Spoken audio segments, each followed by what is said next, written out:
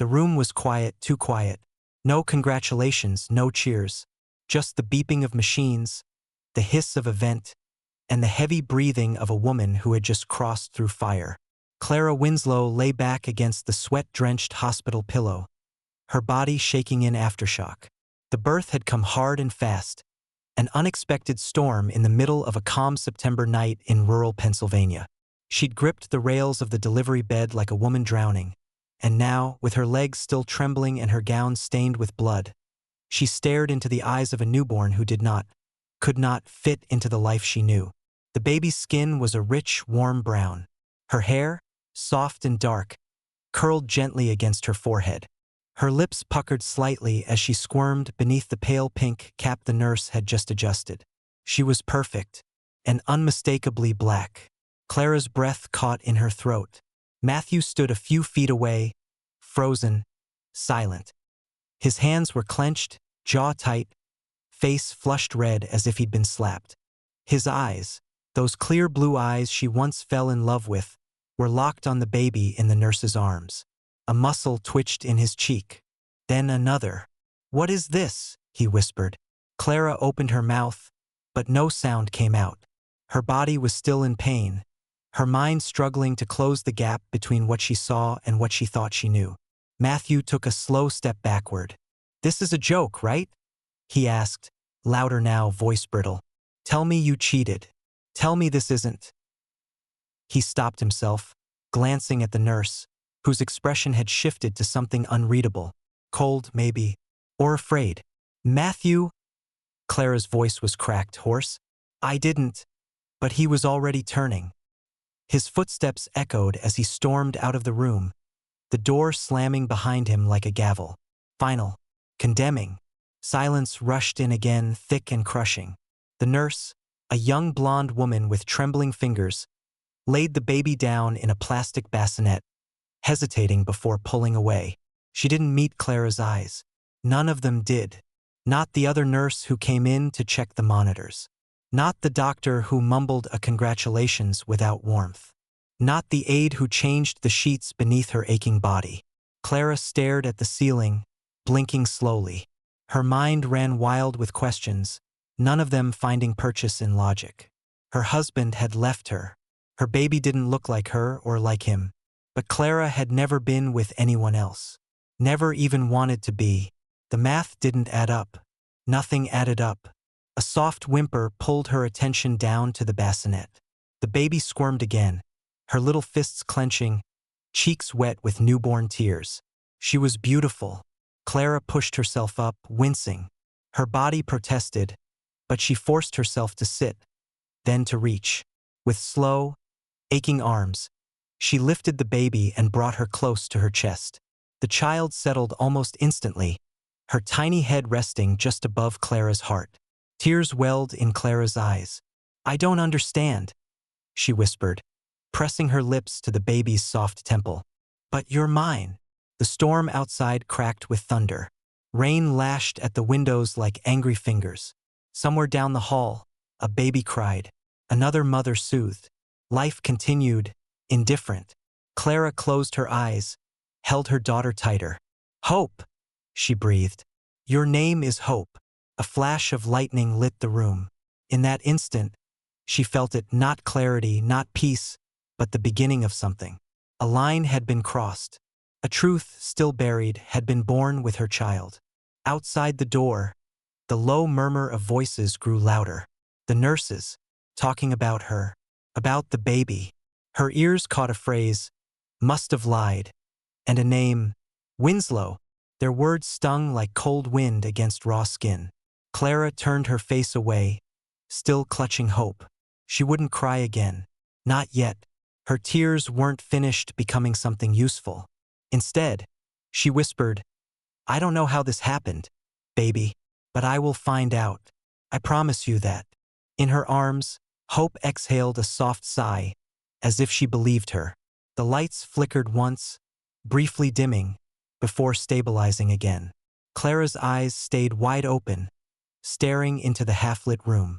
Her body was weak, her heart was broken, her life fractured, but she was still here, and so was her daughter. Tomorrow, the world would start asking questions she didn't yet have answers to.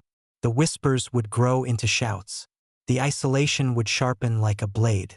But tonight, she would hold hope close. Let the blood stay warm. Let the truth bleed in slowly. And when it came, whatever it was, she would be ready. The divorce papers arrived before Clara even left the hospital. Delivered by courier. No call. No explanation. Just a clean, clinical envelope with her name typed in bold across the top, like a nameplate on a door she'd been shut out of. The nurse who handed it to her said nothing, just placed it on the tray table next to a cup of lukewarm apple juice and backed out of the room as if she'd stepped into something dangerous. Inside, the letter read irreconcilable differences. Clara read it again. Then she laughed. One short, cracked breath. Because irreconcilable didn't even begin to cover it. Matthew hadn't come back. Not once. In the small town of Kessler's Bend, news moved faster than fire. By the time Clara returned home, with hope bundled against her chest like a fragile secret, the rumors had bloomed like mold in the shadows. She heard them even before she crossed her threshold. She cheated, poor Matthew. Black baby? That's no Winslow. She's lucky he didn't leave her in the hospital. The house felt different, hollowed out.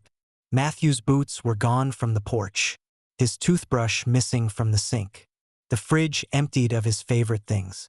Just like that, 12 years together erased with precision, like someone scrubbing a chalkboard until the dust choked the air. Her phone buzzed constantly. Messages from people she hadn't spoken to in years, suddenly emboldened. Some offered pity. Most didn't bother pretending. Is it true? I always thought you were too wild for him. How could you? She silenced the phone. Her mother never called, never visited. The woman who once held her hand through a miscarriage, who stood beside her in a rainstorm on her wedding day, now said nothing at all. Clara stood at the window one evening, Hope asleep in the bassinet beside her, and watched as two neighbors across the street paused their conversation to glance her way. They didn't wave. They didn't smile. Just turned back to each other, whispering, nodding. She felt it then, the shift, as if she'd crossed some invisible threshold from neighbor to other, from woman to warning sign. She pressed a hand against the glass. It was cold. The past came back like a whisper, unwelcome but relentless. She remembered meeting Matthew at a church retreat. She'd been 23, recently graduated, still full of sharp opinions and rough edges. He was steady, charming in a way that didn't try too hard. He talked about legacy, about clean living, about raising a family in a God-fearing town. Back then, that kind of certainty was a lighthouse to her restlessness. They married in spring. White roses, navy blue tuxes. Their vows were the kind you read in Christian magazines. Faithful, simple, sealed with teary smiles and hymns. They bought a house with a wraparound porch and dreamed of babies with his eyes and her laugh. But what they built had cracks, subtle, dangerous ones. Matthew didn't talk about race. Not ever. When Clara once brought up police violence during the news, he changed the channel. When a black cashier called her ma'am and smiled, Matthew's jaw had tightened. She noticed, but she didn't ask. Now she wished she had. Hope stirred in the bassinet. A soft grunt. Her skin glowed in the lamplight, a rich, undeniable brown against pale pink blankets. Clara reached for her, heart thudding. She wasn't going to run. Not like Matthew. She'd find the truth, piece it together, whatever it took. Not just for her sanity, but for Hope's identity. Because nothing, no papers, no stares, no whispers, could change the fact that her daughter deserved to be seen, not hidden. Outside, the wind picked up, a storm forming again, just like that night. And deep down, Clara knew this wasn't the worst of it. Not yet. The morning sun spilled across the kitchen table, too bright for the weight Clara carried in her chest. Hope cooed softly in her bassinet, unaware of the quiet war unraveling around her. The manila envelope sat unopened. It had arrived 2 days ago, hand-delivered by a courier who refused to meet Clara's eyes. She hadn't touched it since. DNA results. She didn't need the paper. She already knew she hadn't cheated. Knew with the kind of bone-deep certainty that didn't ask permission. But doubt had taken root in her anyway. Sown by stares, by silence, by Matthew's absence, by her own reflection each night as she held a child who did not resemble either of them. Today she opened it. The test results were brief, cold, scientific. Her name, Matthews. The child, Hope Winslow. Probability of maternity, 99.99% probability of paternity. 99.99%. Clara blinked, her throat tightening. Biologically hers. Biologically Matthews. The paper slid from her hand and floated to the floor like ash from a long-dead fire. She picked it up, reread it. The lines stayed the same. Nothing made sense. She wanted to scream.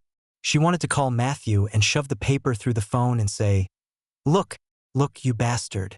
She's yours." But he wouldn't answer. And even if he did, he wouldn't hear her. Not anymore. Instead, she called the hospital.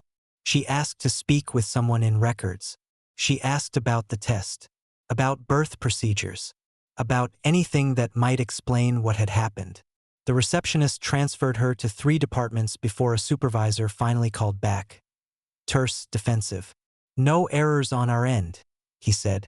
"All steps followed per protocol. The hospital is not liable for questions of paternity. You may wish to speak with a family law attorney." He hung up before she could reply. She sat at the kitchen table for a long time, staring at nothing, Hope's quiet breath anchoring her in a world that didn't feel real. That night, she returned to the hospital. Not through the front doors, but through the ER entrance, where she used to volunteer in college. The halls smelled the same. Bleach and despair. She asked for Nurse Lillian. "Tell her Clara Winslow is here." From delivery. A pause. Then a quiet nod. Lillian met her in the family lounge, dressed in her scrubs, her face lined but kind. She carried a thermos and sat down beside Clara without a word. For a moment they simply breathed. "I got the results," Clara said finally. "She's mine. And she's his." Lillian nodded, not surprised. "I don't understand," Clara whispered. "How?" The older woman looked at her for a long time, then reached into her pocket and handed her a folded piece of paper.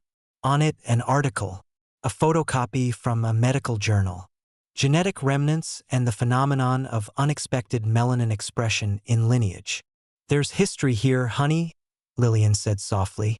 "Ugly history." Clara frowned, scanning the article. Her stomach turned. Stories of children born looking nothing like their white parents, only for it to be revealed generations back that black ancestry had been buried beneath shame and silence. "You're saying?" Clara's voice caught. "I'm saying your baby's telling the truth your family never did," Lillian said. "The kind of truth that gets erased in towns like this." Clara stared at her, 1,000 puzzle pieces shifting into focus. Her grandmother's mysterious silences. The way her mother flinched when race came up. A name never mentioned. A photo hidden away. Her hands trembled. Lillian reached out, warm and steady. "You're not crazy. You didn't lie. But you were lied to, maybe." A beat of silence. "Do you want to know where to look?" Clara nodded. And with that, the search for the past began. The old records office sat tucked behind the county courthouse. Dusty, dim, and forgotten. Like the secrets it held. Lillian had arranged it quietly, slipping Clara the address on a torn napkin, her voice barely above a whisper. "Ask for the 1919 census rolls. Maternal side. Look for the name Eleanor Tate." Clara hadn't slept the night before. The journal article Lillian gave her still echoed in her head. "Melanin doesn't lie." That line haunted her. Hope's skin wasn't an accident. It was an inheritance. The clerk was an older man with paper-thin skin and eyes that never quite met hers. He slid the folder across the desk without comment, like he'd done it before for people chasing ghosts. Clara opened it slowly. There was her great-grandfather's name, Walter Tate, white, property owner, farmer, and beneath it, in slanted handwriting, Eleanor Colored Housemaid. No last name, no age, no pay listed. Clara's fingers tightened around the edge of the paper. The census listed Eleanor as living in the home. Not in town. Not even in separate quarters. In the home, she turned the page. A birth. 1920. Female. Biracial. No father's name. Her hands went numb. By the time she got home, dusk had fallen. Hope lay asleep in her crib, her tiny chest rising and falling, oblivious to the storm her lineage had awakened.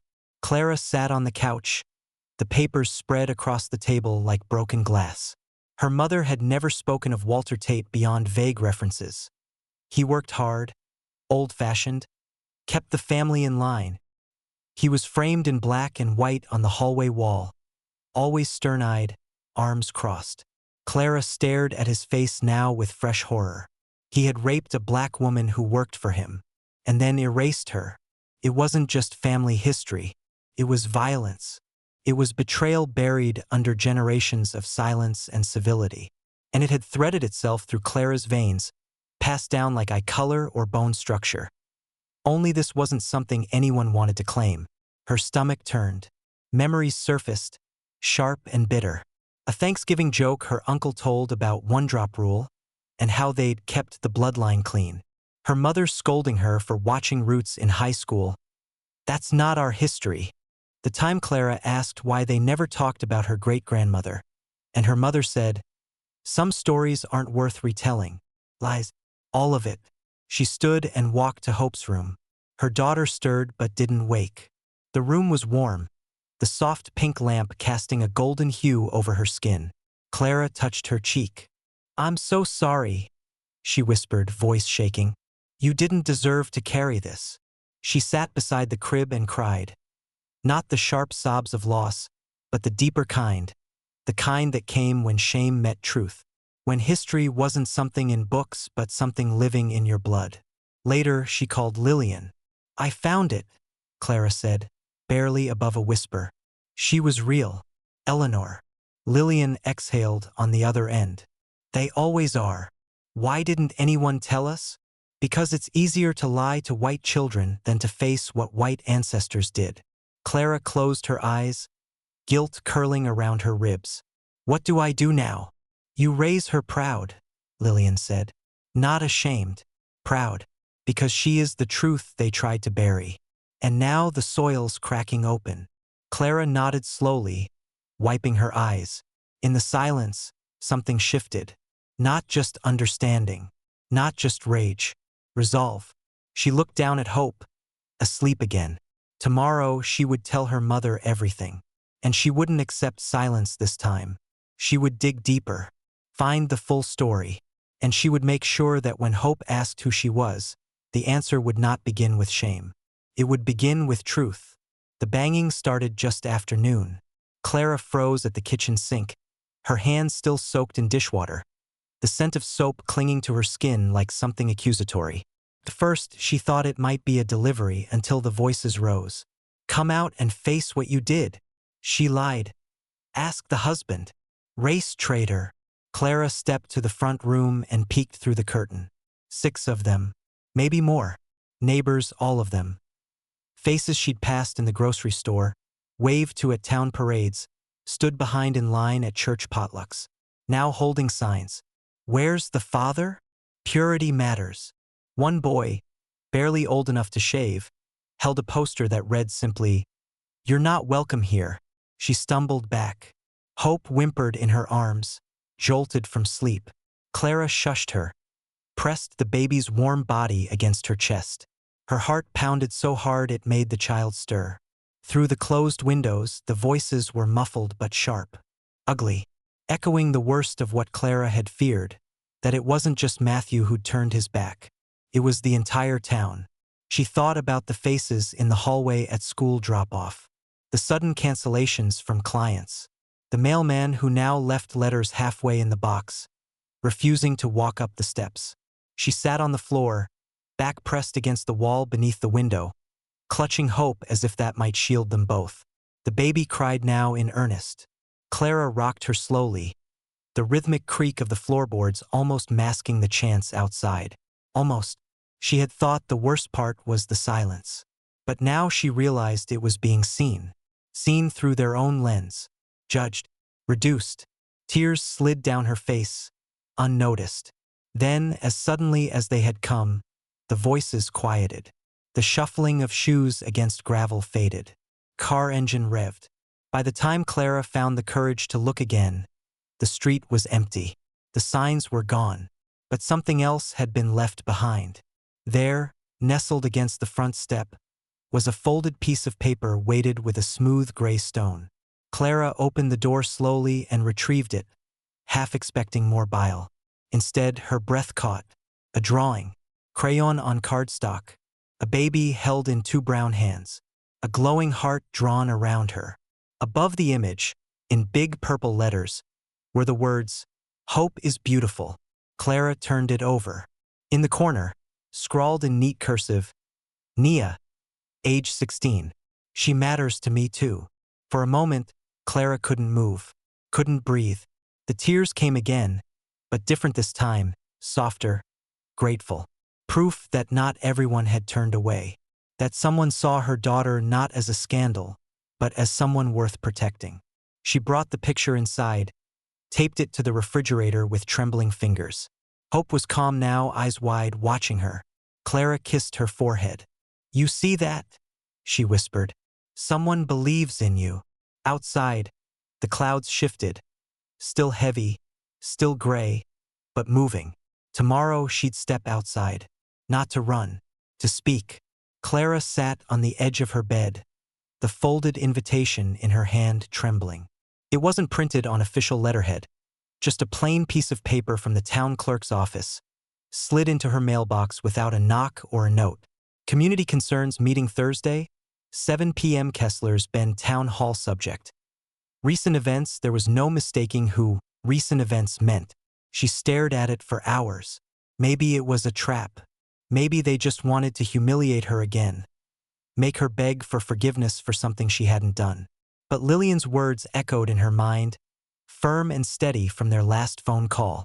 "Tell your story, baby, or they'll tell it for you." Thursday came. Clara dressed carefully, not to impress but to feel solid.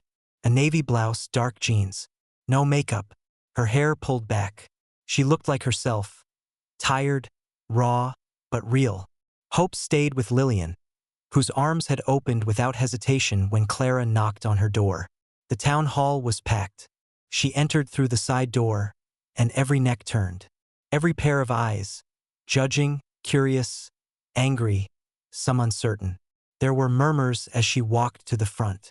The mayor sat stiffly behind the long table, flanked by 2 council members and the police chief. A microphone waited for her. She swallowed hard and stepped forward. The lights were too bright, the room too quiet. She began, voice shaking. I was asked to speak tonight and I almost didn't come, because I know what most of you already believe. That I cheated, that I lied, that I'm trying to cover something up." A ripple moved through the room. She continued, "I didn't, and I have the DNA test to prove it. Hope is Matthew's child. She is mine. And yes, she is black." The word landed like a crack of thunder. "I didn't understand it at first either," she said, her voice gaining strength, "until I found the truth. My great-grandfather, Walter Tate, raped a black domestic worker. Her name was Eleanor. She was real. She lived in our house. And her child, our bloodline, was erased. Hidden." She looked out at them. "Until now." A man stood in the back. Red ball cap, arms crossed.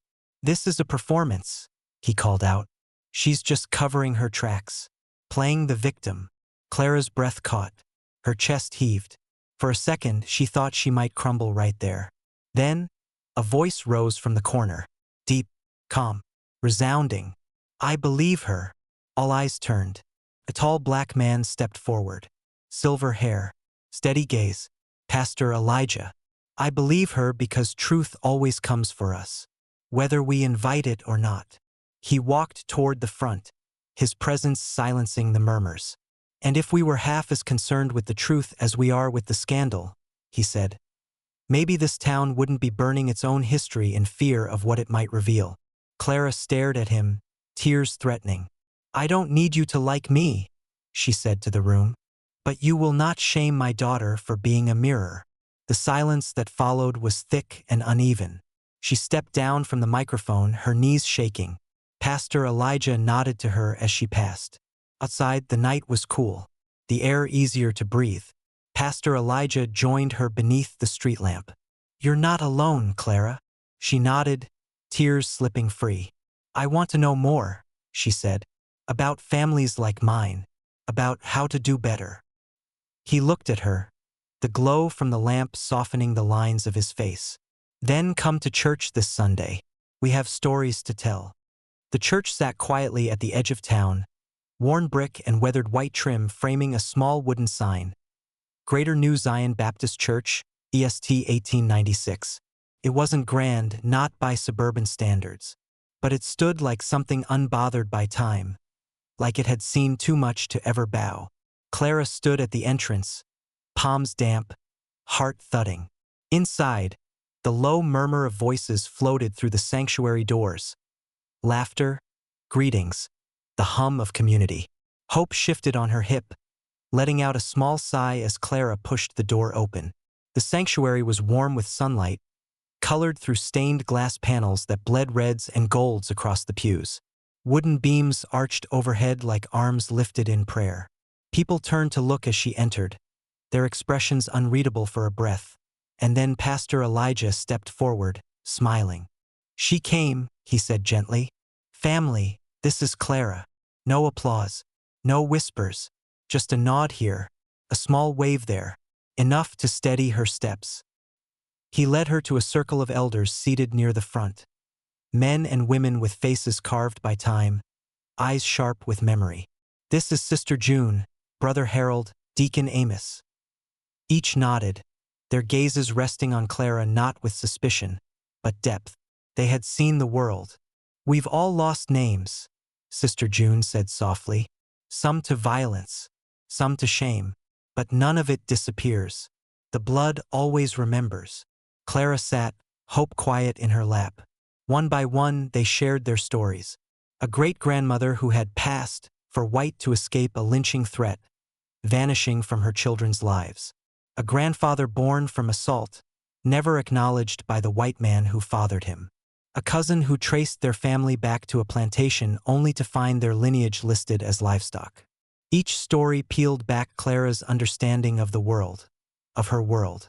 "We call it melanin memory," Deacon Amos said. "The way skin remembers, the way pain leaves footprints." Clara couldn't speak.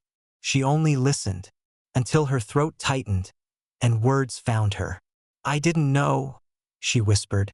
"I didn't know there was so much silence." Pastor Elijah laid a hand on her shoulder. "Silence is the loudest inheritance some families leave behind." That night, Clara sat by Hope's crib, the church still echoing inside her. She pulled a notebook from the drawer and began writing, first in fragments, then in sentences. She wrote about the photograph of Eleanor she'd never seen, about her mother's refusal to speak, about how racism had been invisible to her until it wore her daughter's face. She wrote about shame and guilt and love, and she wrote Hope's name at the top of every page. Day by day, the journal thickened. She carried it with her, tucked into diaper bags and jacket pockets, scribbled in it during midnight feedings, coffee lines, long walks. She wasn't sure where it would lead, but for the first time she was ready to follow. The journal pages were thick with ink when Zoe Tran knocked on Clara's door. She was young, sharp-eyed, with a calm voice that carried the weight of someone who'd seen stories buried beneath headlines. Clara hadn't expected her. It was Pastor Elijah who had reached out, said it was time the whole story lived somewhere other than the whispers of Town Hall and the pews of Greater New Zion. Zoe listened, recording softly, her notepad open but untouched. "I'm not interested in catching you in a lie," she said. "I'm interested in the truth you didn't ask for, but are still carrying." Clara hesitated, then nodded. They filmed the interview in Pastor Elijah's church. Hope sat on her lap, fidgeting with the edge of her mother's sweater. The pews behind them were empty, but the stained glass light fell over them like an unseen presence. Zoe asked simple questions. "Can you walk me through the moment you first saw your daughter? What did the DNA test reveal? What have you learned about your family's past? And finally, How has your town treated you since? Clara's voice didn't shake this time. She told the story, piece by piece. The day Matthew left, the protesters, the drawing from Nia, the elders' stories, Eleanor's name finally spoken out loud. She didn't cry, not until the last question. What do you want people to take away from this? Clara looked down at Hope, then back at the camera. That silence is a choice, and so is truth. And sometimes truth comes wrapped in brown skin and soft curls and asks to be held. You don't run from that. You don't hide it. You love it. The interview went online 3 days later. Zoe titled it simply, Inheritance, Clara Winslow's story. By morning, it had 4,000 views. By evening, 70,000. Then 1 million. Clara's inbox flooded. Some messages came like knives. Liar. Whore. You should be ashamed. But others came like bomb. This happened to my grandmother. My daughter was born brown. We never knew why. Thank you for saying it out loud. One woman wrote, I thought I was alone. You showed me I'm not. Zoe messaged her 2 days later. CNN called. So did NPR. They want interviews. Clara turned them down. I don't want to be a story, she said. I just want to raise my daughter. But she didn't delete the video. She let it live. Hope, only months old, had no idea she had become a symbol. A child with skin that cracked open a legacy of silence, a face that mirrored history's reckoning. Clara held her tightly each night, whispering truths no one told her as a girl. You are not a secret. You are a seed. And outside, in the wide world now watching, people began planting their own.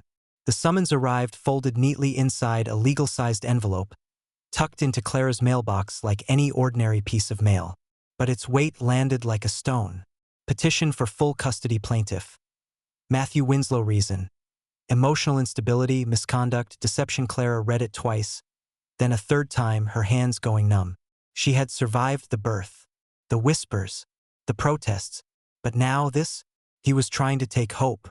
Not because he wanted her, not because he'd come around, because she made him look wrong, because he was losing control of a story he'd once thought he owned. Clara called Pastor Elijah that night. I need help, she said. Real help. The court hearing was set for the following month. A plain beige courtroom in the county building downtown, where the seats squeaked and the walls held no color. Clara wore a simple black dress. She held Hope's hand outside the courtroom before passing her to Lillian, who sat in the hallway beside Pastor Elijah and Zoe Tran. Inside, Matthew was already seated with his attorney, a man who looked polished and emotionless, like someone used to controlling narratives. Clara sat alone. Testimonies began. Matthew's lawyer painted her as irrational, fragile, prone to emotional outbursts. He referenced her interview with Zoe, called it self-serving. Then came the witnesses. A former friend from church who said Clara changed after the baby. Matthew's sister, eyes cold, said, We tried to support her, but she pushed us away. Even their former pastor, who had refused to meet Clara's gaze since Hope was born, testified, We're concerned about the child's stability. Each sentence sliced like paper cuts, small, precise, and cumulative. When it was Clara's turn, her hands trembled as she took the stand. Her lawyer, a quiet woman with fierce eyes named Tanya Brown, gave her a nod. Clara looked at the judge, and she told the truth. Not just the legal truth, but the human one. About how Matthew left her in the hospital. About the DNA test. About Eleanor. About the family silence she uncovered. About the legacy she refused to pass down. She spoke of Hope. How she cried in her sleep. How she smiled in the sun. How she deserved to be seen. Clara's voice cracked, but she did not fall. She is not a mistake, she said. She is a reckoning. And I love her with every truth I have. The courtroom was silent when she finished. The judge, a middle-aged black woman with sharp eyes and steady hands, folded her fingers together before speaking. I've reviewed the evidence, the testimony, and the parenting history. I find no legal or moral basis to remove custody from Ms. Winslow. The petition is denied. Full custody remains with the mother. Matthew stood slowly, red-faced, fists clenched. He turned and left without a word. No one followed him. Clara sat in silence for a moment, letting the judgment settle into her bones like a blessing. Then she stepped into the hallway, where Hope reached for her with both hands. Lillian smiled. "You did good, baby." Zoe held up her phone. "They're already posting about it." She didn't just win. She showed up. Outside the courthouse, the air felt different. Not vindication, not glory, but peace. Matthew walked alone to his car, head down. This time, no one cheered for him. Not even the ones who once held signs. Clara kissed Hope's forehead and whispered, "We're going home, love." But deep inside, she knew home was no longer just a place. It was the truth they carried. The hospital looked smaller than Clara remembered. It had been exactly 1 year since she'd walked through its double doors. Belly full, heart hopeful, unaware of the tidal wave about to hit. Now, standing on its front steps with her daughter in her arms, Clara breathed in deeply. Hope's first birthday. A circle of people gathered around her, faces familiar, faces earned. Lillian stood just behind her, hand resting lightly on her shoulder. Pastor Elijah was off to the side, his hands clasped together, nodding as if in silent prayer. Zoe held her camera but wasn't filming yet, waiting for the moment to feel right. Nia stood in the front row, her curly hair pulled back into a bun, holding a sign she'd painted herself. "Know your roots. Name your truth." Dozens of others had come too. Teachers, mothers, even some of the same townspeople who once crossed the street to avoid Clara now lingered with cautious but genuine curiosity. Behind them, a temporary banner stretched across the hospital's brick wall. The Legacy Project. Uncovering truth. Reclaiming story. It was Clara's vision, born from a journal, a courtroom, and a year of conversations that never made the news but changed lives. The program would partner with local libraries, churches, and schools to offer resources for families looking to trace their genealogies. All of them. Not just the clean parts. Especially not just the clean parts. She stepped to the small podium, Hope on her hip. The crowd quieted. Clara opened her worn notebook and read, "1 year ago, I gave birth in this building, and my world cracked open. Not just because my husband left or because my town turned away, but because my daughter's skin told a truth my family had spent generations hiding. At first, I thought something had gone wrong, but it hadn't. Something had gone right. History came to collect its name. I was ashamed, angry, afraid. But then I learned about Eleanor, about the bloodline that ran through both me and Hope. And I stopped asking, how could this happen? And started asking, why did we bury her? Hope wasn't a mistake. She was a mirror. And I had to look." Clara paused, eyes glistening. Hope babbled softly, reaching toward the sky with a tiny hand. A few people clapped. Then more. It built. Not like a wave, but a slow flame catching. When the applause faded, Clara stepped down and handed Hope to Lillian. Then she took a marker and approached a tall white canvas placed beside the podium. At the top, bold letters read, "Who did your family erase?" Clara uncapped the marker, hand steady.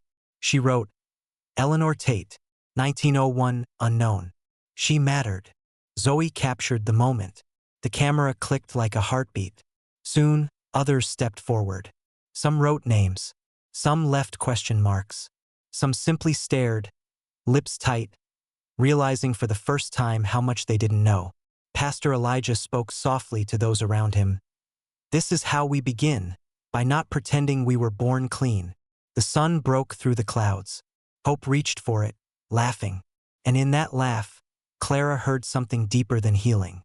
It was a song, a beginning, a future that would not be built on silence. She turned to Lillian, tears in her eyes. "Do you think we're making a difference?" Lillian smiled, brushing Hope's curls from her face. "You already did." The crowd stayed long after the event ended, reading the names on the wall, hugging strangers, asking questions out loud that had once only lived inside shame. Clara stood quietly, watching it unfold. This wasn't about forgiveness. It wasn't about guilt. It was about truth. And truth, like her daughter, had finally been born into the light.